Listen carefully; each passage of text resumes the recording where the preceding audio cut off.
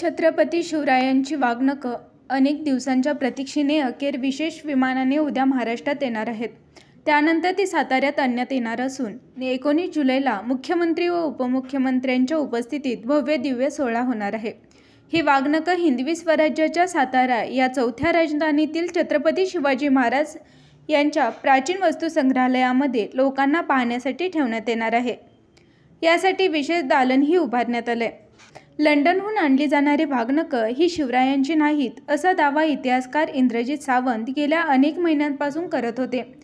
त्यांच्या या दाव्याला लंडनच्या व्हिक्टोरिया अँड अल्बर्ट म्युझियमनेही पुष्टी दिल्याचं त्यांचं म्हणणं आहे.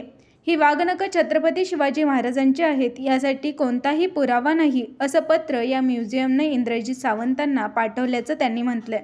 लंडनच्या व्हिक्टोरिया अँड अल्बर्ट म्युझियममधून ही वाघनखं 3 वर्षांसाठी भारतात आणली जाणार असून साताऱ्यातील संग्रहालयात पुढील 10 महिने ही वाघनखं इतिहासप्रेमींसह सर्व नागरिकांना पाहता येणार आहेत.